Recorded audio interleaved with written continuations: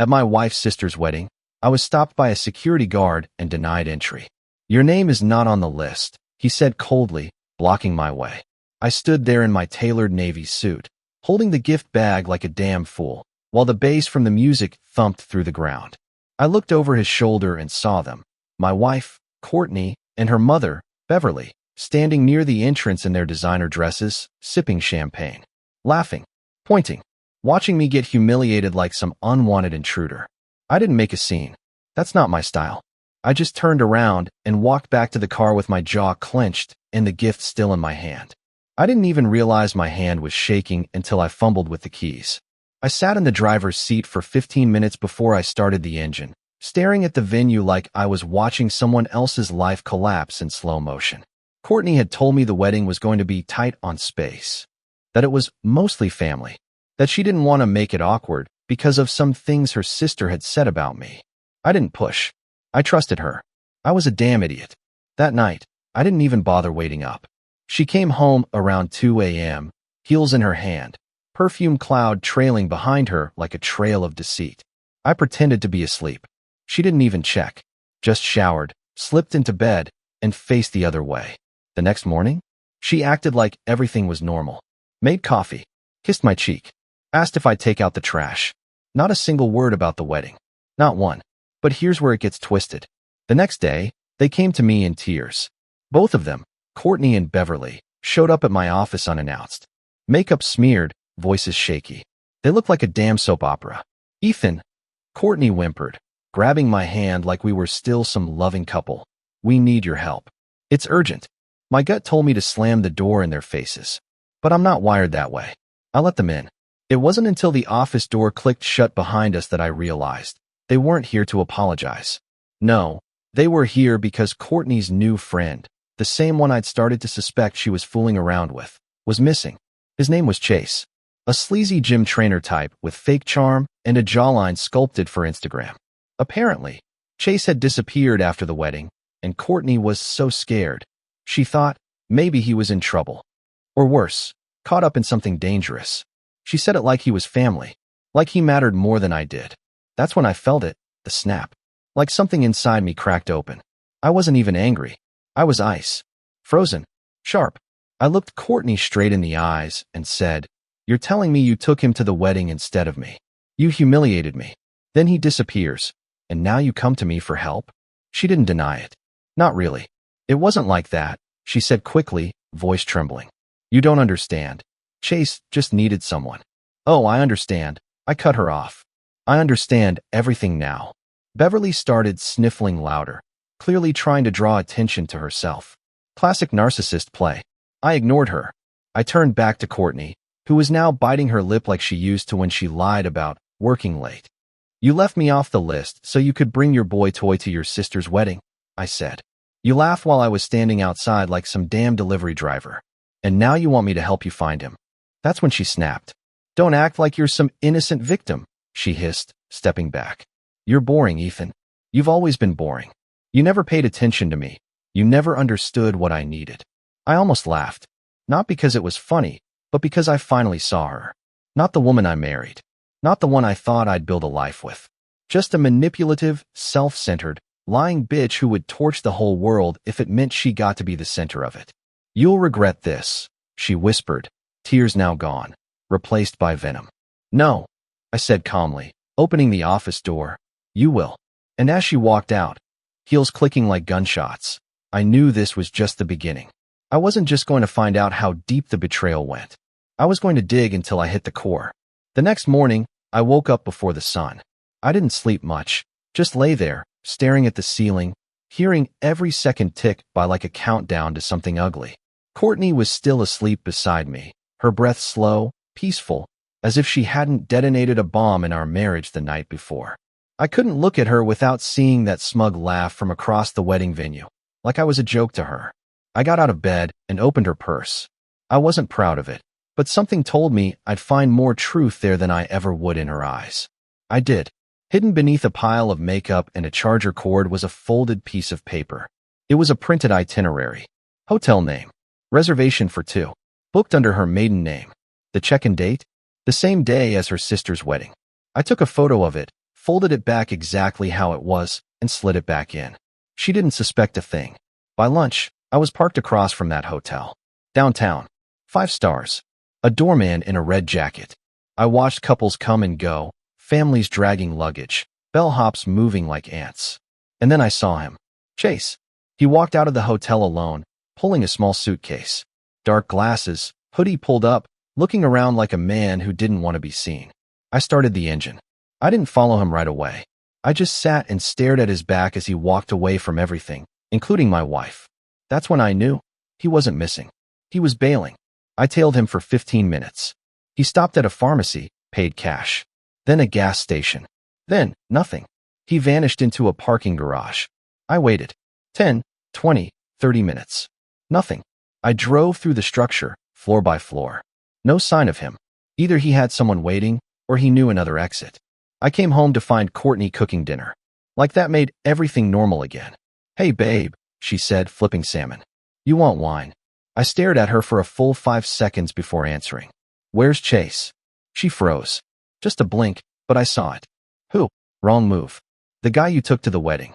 The one who checked into the Grand Royale under your maiden name. The one you were crying about yesterday." She turned off the stove. Slowly. "You went through my stuff?" "I asked you a question." She leaned against the counter, arms crossed. The performance began. "You're acting crazy, Ethan. You're spiraling. Maybe you're jealous because my family never accepted you." I actually laughed. A sharp, bitter sound. "You know what's crazy? Watching your wife and her mother laugh while you're humiliated outside a wedding you paid part of." Her eyes narrowed. "You always loved playing the victim." There it was. The mask off. The real her, ugly and cold. "I'm done lying for you," I said. "I know everything." "Do you?" she said, smirking now. "Because if you really did, you wouldn't be standing here." I stepped closer. "I know about the hotel. I know you used me. And now, I know you're scared, because your little fling ghosted you the moment things got serious." She didn't flinch. "He didn't ghost me," she said quietly. "He ran because he thought you were dangerous." Maybe I am. We stared at each other. Two strangers in the kitchen where we once laughed and danced and made breakfast on Sundays. She blinked first. "He told me you threatened him," she said. "I didn't have to," I replied. "He saw what I'm capable of when someone pisses on what I built." She looked away. That's when my phone buzzed. Unknown number. I answered without thinking. A voice. Male. Shaky. "Ethan, don't trust her. She's not who you think she is." "Who is this?" Don't let her know I called. Just check the safe." The line went dead. Courtney was watching me now, eyes narrow, cautious. Who was that? Wrong number. She didn't believe me, but I didn't care. I went to the safe that night, after she fell asleep. Inside, behind the documents and jewelry, was a flash drive. And what was on it changed everything. I didn't sleep. Not even a minute. I sat there in my home office, door locked, lights off, watching the files on that flash drive play out on my laptop screen like some twisted movie I never auditioned for. Videos, screenshots, messages. Courtney, half naked in hotel rooms, laughing into her phone, calling me boring, calling me a walking paycheck, saying she was trapped with a man who doesn't even know how badly he's being played. Then came the part that broke me. A video, clearly filmed by Chase, where she's sitting on the edge of a hotel bed, hair a mess, wearing my hoodie. She looks into the camera and says, "If Ethan ever finds out, he'll probably cry for a week, then beg me to stay. He's too weak to leave me. He needs me. He worships me." Then she laughs. That same cruel, wicked laugh I saw at the wedding. "And Chase," he says from behind the camera, "he'll find out eventually." She just shrugs. Let him. The more broken he is, the easier it'll be to take everything. I don't remember shutting the laptop, or punching the desk, or throwing the chair halfway across the room. But I remember the silence after. The kind that isn't really quiet, it screams in your ears. She was going to bleed me dry. Emotionally, financially, publicly. That wasn't love. It wasn't even hate. It was calculation. The next morning, I acted normal. That was the hard part. She was in the kitchen again, humming like always, pouring coffee like she wasn't planning to ruin me. "Morning," she said sweetly. I kissed her cheek. She smiled. "See? That's better. I hate when we fight." I nodded, grabbed my keys, and said I had a work meeting. I didn't go to work. I went to the lawyer. It took 3 hours to set the trap. I had the videos. I had her messages. I had screenshots from our shared accounts where she was siphoning money to some consulting fund with a fake company name that led straight to a debit card in Chase's name. The lawyers said, "You'll win this, no question. But it's going to get ugly." "I'm counting on it," I said. When I got home, she was on the phone, whispering in the hallway. She didn't notice me listening. "No, he's clueless," she was saying. "We'll move the money next week. Just act like you ghosted. He's soft. He'll collapse the moment I cry." She turned and froze when she saw me. I smiled. "Who was that?" I asked casually. She blinked. "Just Amber. Girl stuff." I stepped closer. "You sure it wasn't Chase? You know, the guy who left a flash drive in our safe." Her face turned white. I dropped the keys on the table and leaned in. "You should have picked someone smarter." She opened her mouth, but I raised my hand. "I'm not interested in hearing more lies, Courtney." "You went through my private things?" she shot back, her voice shaking with that fake righteous anger. "You tried to rob me. Emotionally, financially, hell, maybe even legally. Don't talk to me about privacy." That's when she snapped again. Tears. Crocodile ones. "You never loved me right. You never made me feel special. Chase made me feel seen." I laughed. "Couldn't help it. Courtney, Chase saw your ass. That's about it." She screamed. Actually screamed, like a tantrum-throwing teenager who just got told no. I walked past her, picked up my overnight bag, and headed toward the door. She followed, shouting, "You're not going anywhere." I opened the door. Wrong again. She grabbed my arm. "You'll regret this." I looked her dead in the eyes. "No, I regret marrying you." She let go, and I walked out. But this wasn't over. Not yet. She had no idea what was coming next. I stayed at a hotel that night. Nothing fancy, just clean sheets and a lock she couldn't open. I lay there staring at the ceiling again. Only this time, I wasn't numb. I was wired. Every nerve in my body was alert. I wasn't done. Not by a long shot. She thought she'd ruined me. She had no idea she'd just started a war. The next morning, I called a private investigator. Guy named Travis, recommended by the lawyer. Ex-cop. Quiet. Wore sunglasses indoors. No small talk. My kind of guy. I gave him everything. Names, timelines, accounts, even the flash drive. He nodded once, didn't ask stupid questions, and said, "Give me a week." It took him 4 days. Turns out Chase wasn't just a gym rat with a pretty face. He was on probation. Identity theft. Credit card scams. Multiple women. Same routine. He'd charm them. Get them to open accounts. Start businesses. Then disappear. Except this time, he hadn't disappeared. He was hiding. Someone was protecting him. You can guess who. Courtney had rented a second apartment under a fake name. Travis found the lease. Photos from the security cameras showed Chase entering and leaving at odd hours. She hadn't just cheated. She had built a second life. And she thought I was boring. I didn't confront her right away. I waited. I watched. Every day, she texted me sweet little lies. "I miss you. Let's talk. Can we fix this?" I played along. "Maybe," I replied. "I just need time." Meanwhile, I moved the rest of my money. Froze the shared accounts. Transferred the car title to my company. Changed the locks at my office. Every asset with my name on it got locked down tighter than Fort Knox. And then, I called her mother. Beverly. That woman had always treated me like I was beneath them. Like I was lucky to breathe the same air. She'd smirked at the wedding while I was turned away like a damn stray dog. So I figured, why not let her in on a little secret? "Hi, Beverly," I said calmly. "Just wanted to let you know, your daughter's going to be served divorce papers next week." There was silence. Then the venom kicked in. "Excuse me." She cheated on me. Lied. Stole. Hit a fugitive. But I'm sure you already knew that. Oh, and one more thing, I said. "You laugh while I stood outside your other daughter's wedding. But I'll be laughing when the judge takes her for every cent." I hung up. Courtney called 30 seconds later. I didn't answer. Instead, I drove to the second apartment. I waited across the street, engine off, watching from behind tinted glass. And right on cue, the door opened. Courtney stepped out in tight jeans and sunglasses, phone in hand, purse swinging. Chase followed, looked over his shoulder like a nervous dog. She kissed him, right there on the steps. That was it. I snapped the photo, sent it to my lawyer with one word: proceed. That night, she showed up at my hotel, banged on the door, loud enough to wake the dead. "Ethan," she screamed. "I know you're in there. I opened the door slowly, letting her see I wasn't shaken. That smile she used to weaponize didn't even touch me anymore. Cute apartment, I said. She froze. You've been following me? I hired someone better than Chase. Her face changed. For a split second, I saw fear. I can explain. No, I said. You can pack. Because your time's up. She pushed past me into the room, pacing like a cornered animal. You can't do this to me. I gave you my best years. You gave me lies. She pointed her finger in my face, shaking. You're not perfect either. You shut down. You didn't make me feel loved. I stepped closer, inches from her. You know what's funny? I used to blame myself for that. I thought I failed you. Thought I was boring. Thought I wasn't enough. I leaned in. But the truth is, you were broken long before I ever met you. You just needed someone stable enough to feed on. Her hand swung. Slap. Across my cheek.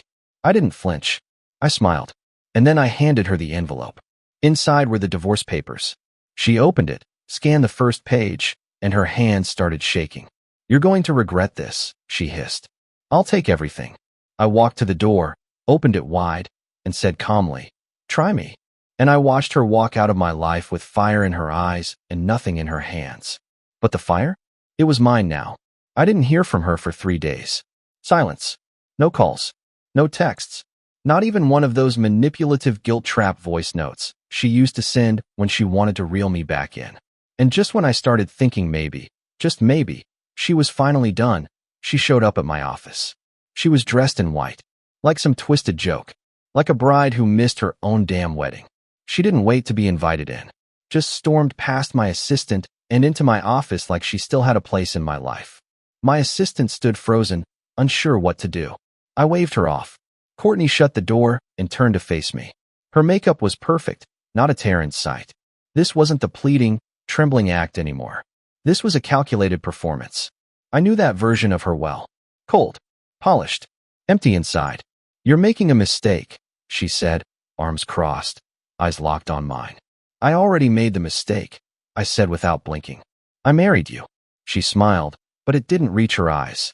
You really think you're going to come out on top here? I don't need to come out on top. I just need to get out. She stepped closer, her voice dropping to that seductive tone she used when she wanted to distract me from the truth. Ethan, we can fix this. You and me. We had something real. Don't let this Chase thing ruin everything. This Chase thing, I repeated slowly, is a felony. And what we had wasn't real. It was a show. A scam. And I was the idiot buying tickets. She tilted her head. You still love me. I almost laughed again. You're confusing love with muscle memory. Something in her cracked for a second. I saw it. The twitch in her jaw, the flicker in her eyes. She didn't expect me to stand this firm. She thought she still had power. I'm not signing anything, she snapped. You'll have to take me to court. I already did, I said. You were served. Yesterday. Her face fell. Also, I added, I sent those videos to your sister. And to Beverly. In case you're wondering why they're not returning your calls. She stared at me like I'd slapped her. You bastard, she whispered. No, Courtney. I was a husband. You turned me into this. She lunged forward and tried to grab the flash drive from my desk. I was faster, snatched it away and held it up. You're not in control anymore. Her breathing was heavy, furious, desperate. You're going to ruin me. No, I said calmly. You did that yourself. I'm just finally holding up the mirror.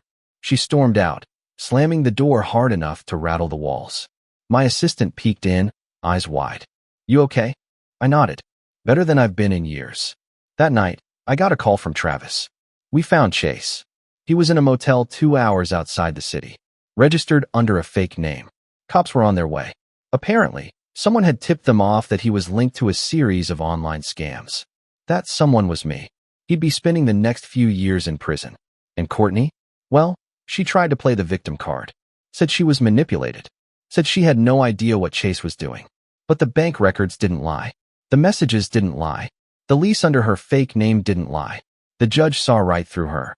In the end, she walked away with almost nothing. No spousal support. No share in the house. Just her clothes, her lies, and a reputation that followed her like a shadow. I didn't celebrate.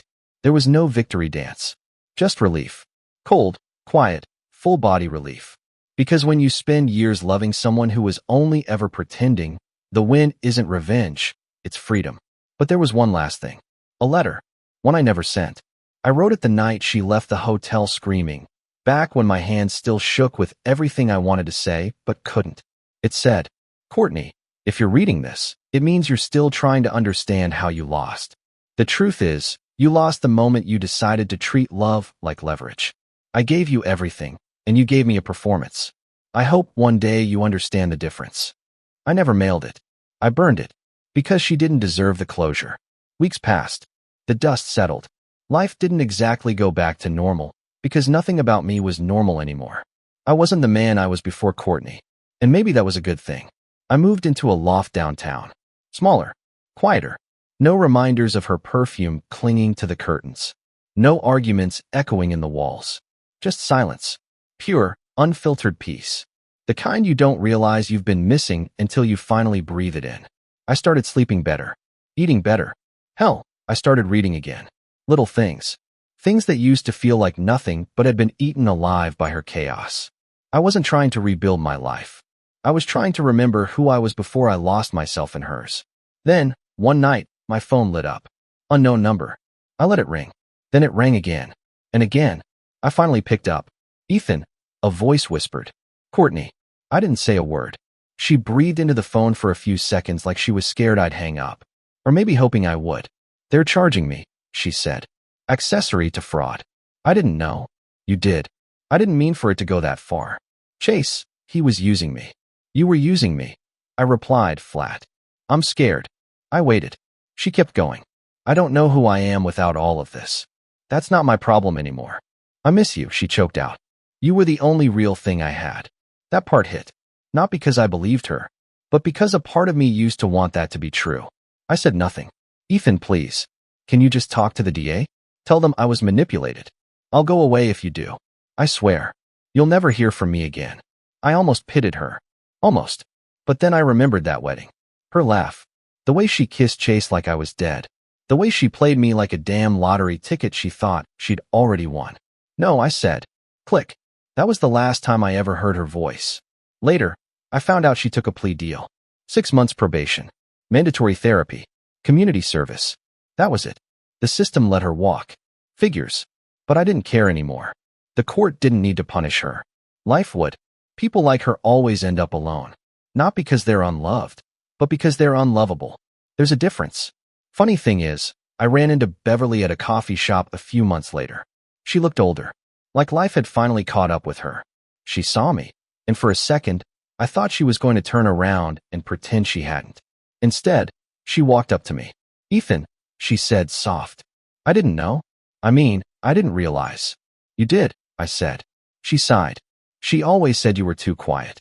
I see now that was your strength." I nodded, sipped my coffee, and said, "Tell her I hope she finds peace. Just not with me." And I walked out. No bitterness. No drama. Just peace. Real peace. And the truth? I don't hate her anymore. That takes too much energy. I don't think about what she's doing or who she's with. I don't care. Because when you finally walk away from a storm like Courtney, you stop asking why the rain fell. You just feel grateful for the sun. Some nights, I still catch myself replaying it all in my head. Not out of pain, not even regret, just curiosity. Like watching the slow motion footage of a crash you walked away from. Wondering if there was a second where it could have been avoided. A different choice. A better word. A missed sign. But that's the thing about people like her. There is no different choice. No better version. Courtney didn't become who she was overnight. She was always that woman. I just love the mask she wore. It's strange. The quiet after someone like that is deafening at first. You don't realize how much space their chaos takes up until it's gone. It's like learning how to breathe again. Like finally realizing that the weight on your chest wasn't the world. It was her. A couple of months after the divorce was finalized, I got a letter. Not an email. Not a text. An actual handwritten letter. The handwriting was unmistakable. Slanted. Loopy. Courtney's. I should have thrown it away. But I didn't. It wasn't long. I was wrong. You didn't deserve what I did. You were good. Kind. Too kind. I thought hurting you would give me control. But all I did was destroy the only honest thing I ever had. I hope you find someone who sees you the way I couldn't. Please forget me. I already hate who I see when I look in the mirror. No signature. No return address. I read it once. Then I burned it. Not out of anger. but because keeping it would have meant holding onto a piece of her. And I was done collecting shards. There were days when I still ran into people we used to know. Mutual friends. Acquaintances. Every single one of them said the same thing. You look different. I did. I felt different. Lighter. Sharper. Not just older, but wiser in a way that only pain can teach you. I went on a few dates after everything. Some were awkward. Some were decent. None of them were her. And that's the best part. I no longer looked for replacements. I wasn't trying to fill a Courtney-shaped hole. I was rebuilding from scratch. Then came Jenna. She wasn't flashy. She didn't light up the room with some fake glow. She wasn't dripping with charisma or selling herself with every sentence. She was real. I met her at a friend's dinner party. We ended up outside, both avoiding the noise. She told me about her job, an art therapist for kids. I told her about my divorce, bluntly, without the sugarcoating. And she didn't flinch. She just nodded and said, "I'm glad you made it through." Not, "I'm sorry." Not, "She didn't deserve you." Just, "I'm glad you made it through." That stuck with me. We started talking more, then meeting up, then laughing. And one day, I realized something wild. I wasn't bracing for a lie. I wasn't walking on glass. I wasn't surviving. I was living. And for the first time in a long time, I didn't feel like a man who'd been broken. I felt like a man who had been forged. Because betrayal doesn't just ruin you, it reveals you. You find out who you really are in the silence after the storm. And I found out. I'm stronger than I thought. Colder than I ever expected. But smarter, too. I'll never be the man who trusts blindly again. But I'm not the man who hates, either. I'm just me. Finally. And if you ask me what I'd say to anyone who's living what I lived, here it is. Don't run. Don't scream. Don't beg them to love you back. Just open your eyes, pack your soul, and walk out with your head high. Because the person who betrayed you already lost. And you? You've only just begun. It's a strange thing, healing. It doesn't come with fanfare or grand revelations. There's no finish line, no applause, no moment where you wake up and think, "I'm cured." It just happens. Quietly. Slowly. One morning you realize you haven't thought about them in weeks. You walk past a place that used to sting, and all you feel is nothing. You look in the mirror and see yourself. Not the version they twisted, not the one who begged or doubted, but the real you. That's the end. Not when they leave. Not when the divorce papers are signed. The real end is when you stop carrying them inside you. And that's where I am now. Courtney became a story. A cautionary tale. A ghost I don't speak to, don't chase, don't hate. Just a shadow that taught me how bright I could shine when it was finally gone. I don't need revenge. I don't need closure. I don't need her to understand what she did or apologize again. Because I'm free. Free from the lies. Free from the gaslighting. Free from the weight of trying to fix someone who never wanted to be whole. And if she ever wonders what became of me, if she scrolls past my name or hears it in conversation, I hope she knows. I'm good. Not okay. Not surviving. Not coping. I'm good. Better without her. And finally, me again.